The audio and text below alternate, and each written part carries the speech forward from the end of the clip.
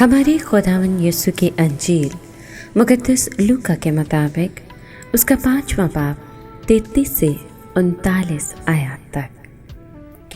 ایک دن فقیہوں اور فریسیوں نے یسوع سے کہا کہ یوحنا کے شاگرد کیوں اکثر روزہ رکھتے اور دعا کرتے ہیں، اور اسی طرح فریسیوں بھی، مگر تیرے تو کھاتے اور پیتے ہیں۔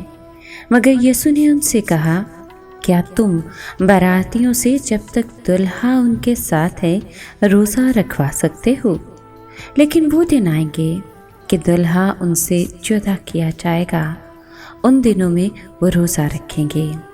یسوع نے ان سے یہ تمثیل بھی کہی کہ کوئی آدمی پرانی پوشاک پر نئی پوشاک میں سے پھاڑ کر پابند نہیں لگاتا، ورنہ نئی کو تو پھاڑتا ہے، اور نئی کا پابند پرانی کے مساوی نہیں ہوتا، اور نئی میں پرانی مشکوں میں کوئی نہیں بھرتا، ورنہ نئی میں مشکوں کو پھاڑ کر بہہ جائے گی اور مشکیں بھی برباد ہوں گی، بلکہ نئی میں نئی مشکوں میں بھرنی چاہیے، اور پرانی میں پی کر فوراً نئی کی خواہش کوئی نہیں کرتا، کیونکہ کہتا ہے کہ پرانی ہی بہتر ہے۔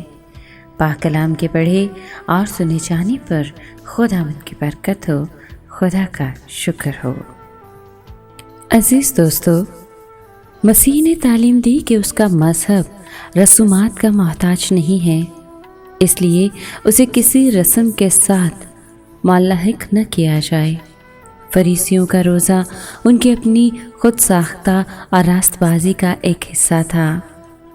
مسیح اس بات کی بھی تعلیم دے رہا ہے کہ وہ ایک بالکل نیا نظام قائم کرنے آیا ہے، جس کی بنیاد پرانی یہودی شریعت پر نہیں اٹھائی جا سکتی۔ وہ شریعت کو پورا کرنے کو آیا تھا، اور ایک مرتبہ جب شریعت پوری ہو گئی تو اسے ضرور ہی جگہ خالی کرنی ہوگی تاکہ فصل اپنا کام آزادی سے کر سکے۔ مسیح کی خوشخبری پر ایمان لانے والوں پر رسومات کی قید لگانا ایسا ہی بے محل ہے جیسے کہ کورے کپڑے کا پابند پرانی پوشاک پر لگانا، یا پھر بے خمیر مہ کو پرانی سخت اور غیر لچکدار مشق میں بھرنا۔ اس کے نتائج خطرناک ہی نکلتے ہیں۔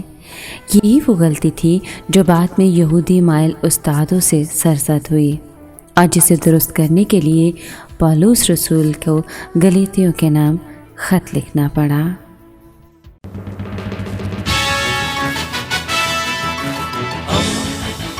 دوستی کا پیمبر، ریڈیو ویریتاس ایشیا۔